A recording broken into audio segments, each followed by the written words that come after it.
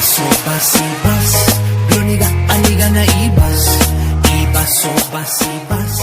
kubada, aniga na ibas. ciyaartooyga kooxda Arsenal dhiig ma lahaad maqasheen mise waxa weeye markaad ku orordaysaan niman tuuga laga cilcilaayay la hadda ninka la yiraahdo Saciid Kolstanij iyo Ozil tuuga waaweyn oo reer London ayaa laga cilcilaayay Maxamed ninka la yiraahdo ninkan Ozil Mesut Ozil iyo ninka kale la yiraahdo oo xoog weyn Kolstanij labadii nin baa laga cilcilaayay ilaa hadda Arsenal ciyaartoodu ma ciyaarin ciyaartoodu hadda ugu dambeysay inuu ka sal ciyaareen labadu ciyaartooy ma ciyaarin maxaa yeelay ammaankoodii loo baqayaaba nimankii aba loo fakanayaaba qolihii burcada ayaa waxay leeyihiin war markii hore waa idin dhacayni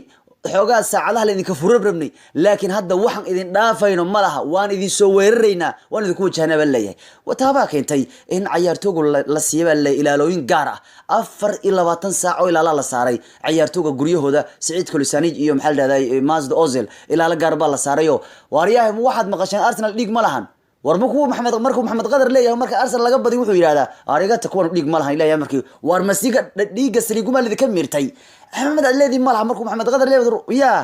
waxay kuwa xataawaan waxay leeyihiin kuwan waxay isleen Arsenal qabow wayaan bisniin wada barafo inay dhacaan bay doonayaan maalin la wad bay dhici rabeen Kolstanij baa atoorobay oo yaani la dagaalay nimankii burcada ah iyagoo tooray wata nin xoog la waa adduunka maxaa la yiri nin xoog leh xaajo u dhamaatay ninkan Kolstanij la yiraahdo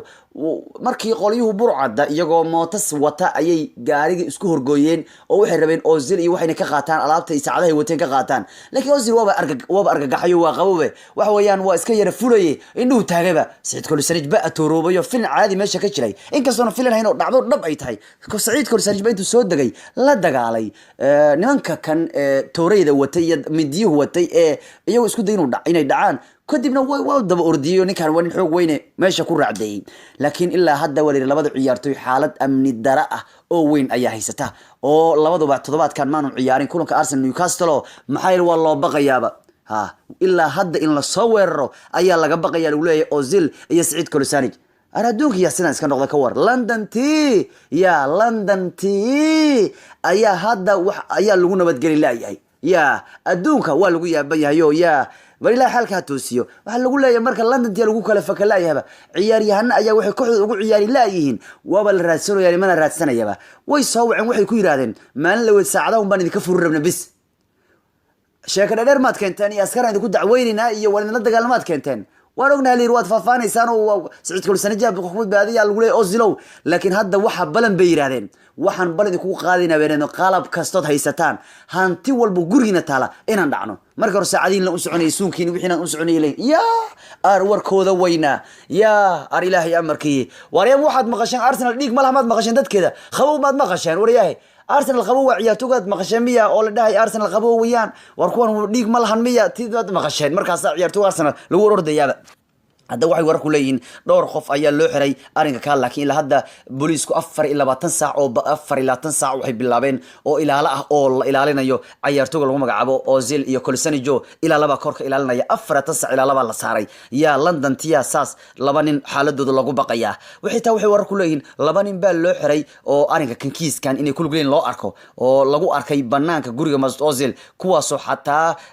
la diray qoliyaha guriga oo sii ilaalinay waxa leeyahay hadda marka laba nin ayaa loo xiray dhacdada taayo lagu tuunsan yahay in ay qayb ka yihiin oo xiriir la leeyihiin ragii Ozil iyo Kolstanij soo weeray markii hore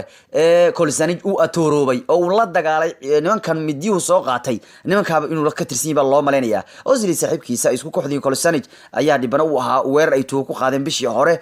laakiin waxa hadda soo baxaya qatara kale oo cusub oo labada ciyaartooy ku soo wajihi karta taas ayaana keentay in ciyaartu Arsenal ciyaarayso aanu ciyaarin labada ciyaartooy qatarada ba sii batayo nimankii maalin soo weeraray waa loo soo noqonayo macnaha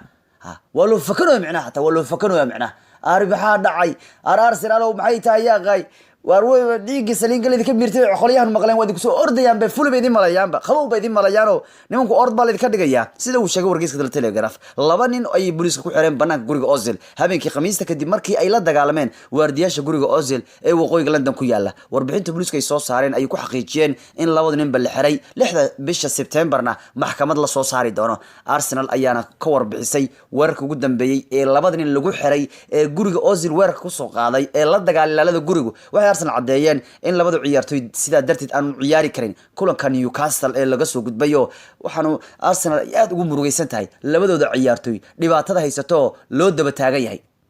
hadda waxa warka ugu dambeeyay ay yihiin labada ciyaartoy waxay galayaan baa la yiri 24 saacood oo ilaalo lagu haynayo xaaladooda nololeedo 24 saac oo waxa la sameeynaya baaritaan iyo 24 saacadood oo ilaalo weyn laga qabanayo ciyaartooyga kanu markay baxayaan iyo markay meel kale aadayaan ilaa laba la daba dhigaya baa leeyahay ciyaartooyga askar baa kor kala socoto ka ilaalinaysa qolyahan burcadda ah ee haddana mar kale jawaabo cusub soo diray oo ah digniin ay u dirayaan labada ciyaartooy ay leeyihiin weerarkor waad ka badbaadeene saacadii waxaan rabin in ka qaadane hadda yaa idinkan ka celinaya London la sugu fakaraa ka war adduunkan London ayaa la sugu fakaraya waxay yiraahdeen maalinlawd waad naga baxsateene bal hadda cid idinka keen celin lahaydba booliisku ayaana baaritaan badan sameynaya waxaana labada ciyaartooy loo saaray ilaala gaar ah si ciyaartooyga ay u ilaaliyaan xaaladooda nololeedo waa loo baqaya hatta wararku waxay leeyihiin oo inta ay ku darayaan in qolyaha ay digniin cusub soo direen ay ku leeyihiin markaan wax walbo ayaan idinka dhacaynaa burcadan ayaa loo yaqaanaa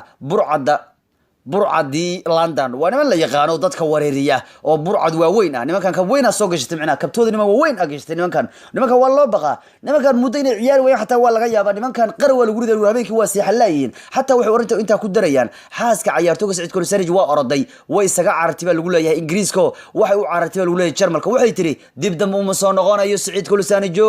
wuxuu yiri baasan ba shaqadii taala maxaa dhacay ya habibi hayati maxaa dhacay oo hadda maxaad rabtaa maya tiri maya bilaayo khayray ma han bay tiri bilaayo khayray ma yani balaayo wax fiican ma ahan aan waan socdaa bay tiri abu hadda soo raaci soo bax koox baanu ciyaarnayo halkan baanu shaqo ku leenahay hajiyo habibi caadi iska dhig yaaqay mayay tiri maya aanu Jarmalan aadaya asugu marka hore Jarmal baa laga keenayo halka uu ka ciyaarayay markuu ciyaartoogu ninka la yiraahdo Kolisarij oo nin reer Bosnia waxa la sheegay xaaskiisa inay u safartay Jarmalka waxay tiri aanu dib dambe uga soo noqon doono London bay leedahay adile waay tiri walaalkeygiyo adile waay ama Londonay ama ma taqaana Arsenalay anu bilaayada ma dhax joogi kare leedahay waa ka dhax oroda meesha taro ya osi qoftiisa xataa iyadoo waa arooso ninkii arooska ah xataa waa ka arooska waa laga jiirayaayo osi maalin uu turkiga ku aroosayo waxa weeyaan حتى روسكي كقيب قال يوم مرقاتي كاها مدحوينها تركي قال رجب ديب أردوغان لكن لا أوزيل ما نوع عمام ذنبه هبين كستواك تورياس أقول سعد أوزيل والله توريايليا يعني نين متقانا بنانك ولا قديلا للي هي أسود رجح الله يستول توريايني وحمد دامه مركو أوزيل حتى وعم مثلا لا هيو يعني وأخل أروس عصبوها إلا هذا هو كان سلا يقوليه كان برعدة مركو وحي ورا كلين لبنان بالو حري محكمة الله صار يا أريك هذا ولي بقى إلى أفر إلى تنسع بالله صارين كانوا أسكربان kor ka ilaalinaysa waliba hadda baaritaan baa socda lagu leeyahay Masud Ozil iyo ninka la yiraahdo Saciid Kolisarij xaaladoodu aad iyo aad baa lagu baqaayo labadan waa laba nin saaxiib ah wax weeyaan xaaskooda xataa waa saaxiib ay ahaayeen wax weeyaan وكايسا وراكيسانو واروسكي عيارتوغا ماس اوزيلو وكا لبدا صاحب سعيد iyo Kolisarij wayaan midkan iyo Ozil iyo labadii ciimamadnaaye waa labadii kab iyo labadan waa labadii ciyaarto Arsenal iyo labadoodii kab macnaha abay heeloyaashoodii yani qofafkoodii yani ciyaartooygoodii isku suuq iibsiga ciyaartooga jecel kala wareegeen wayaan labadan dumare marka waa kuwaayay wada joogaano waxay tiri naagta Saciid Kolisarij waxay tiri bay tiri aan waan ordaya meeshan lama joogi karayo dagaalkii hore waxa la arkayo CCTV ay soo qabteen ya CCTV ay soo qabteen kaamirooyinka ay soo qabteen ninka la yiraahdo Kolisarij oo si geesnimo ula dagaalaya kuwa kan ee burcadda ahaaye tooridu soo qaatay ya taa oo ay xiriir kubadda cagta England ka digeen in ay khatar tahay oo aan wax lagu dayan wuxuu sameeyay Kolisarij maxaa yeelay waxay leeyihiin khatar weeyaan in la dagaalo niman qooryo wata waa wax mustaqbalka yani aan aad u fiicnin bay leeyihiin hadduu ninkan faktay markasta lama fakanaye qolyaha midyaha wata yaan lagu ordin bay leeyihiin dhan kale waxaad malaynaysaa labadanba mar dhow bay wada guursadeen labadooduba ma aqal gal fiican ma samaysan bal labadooduba mar dhow bay guursadeen labadooduba waa aroos cusub maxaa loo raadsanayaan leeyahay ileen waa wada aroos cusub faraantiga iyo dahabkiya ka muuqda miya wax la horta maxaa labada nin loo daba ordaya oo qolyana uu leeyahay markii hore dahab wax la idin karmi katiina iyo saacad idin karmi lahaayeen oo maxaa loo daba ordayaan leeyahay ileen waxay leeyihiin waxaan haysan oo ka wada qaadanaynaa ileen labada qolyahan wada aroos bay ahaayeen Ozil ayaa aroosay gabadhii hore Turkiga ugu quruxda badneed bishii June ya todobaad kadib marka isagana Kolasinac uu guursaday labadooduba waqti yar bay wado hadda dhow bay guursadeen oo iyagu wada arooso marka waxa la yidhi nimanku waa dhaqayino gabdhuhu ma taqaana katiinooyinkii baa ka muuqday arooska ah kuwan farantidii baa ugu jira marka waa dhaqayin baa la isleeyahay nimanka maxay idinku arkeen war waxaan wadataa maxay yihiin marka wararka ugu dambeeya xaaladda Ozil iyo Kolasinac waxa lagu leeyahay waa allow sahal qolihii burcad waa soo hanjabeen waxay yiraahdeen markan idinku wax hadaysaan baan iga wada dhacayna oo idinka wada qaadanayna cidna idinka ka celin karta ma jirtay leeyhiino waliba 24 saac oo ilaalaba la saaray labada ciyaartoy oo askar baa garbaha ka joogto ilaalinaysa oo talaabtay qaadan ka daba qaadayso ilaalinaya baaritaana waa socda lagu leeyahay war Arsenal ciyaartoygiini sidan baa loo raacdaysanayaayo war ma dhiiga Senegal idinka miirtay bay maqleen markaas waxay isleen Arsenal ku wada la dhici karaya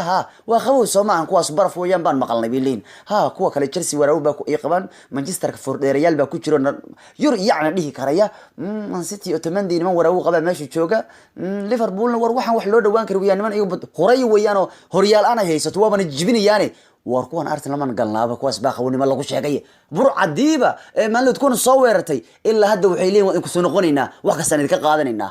إلهي أمرك يا أرسنال علي واربنانك جرانكو يجودها جرانكو ما الذي كل بيا وإلهي يا أرسنال لو دعية غير نباه يستو نبان دمان نباه يستا أو بريها نجرانكو ورسين بنانك نوال واه يستا عيارتو قولوا مال كست أرسنال لقاها يا وارحولا غشتا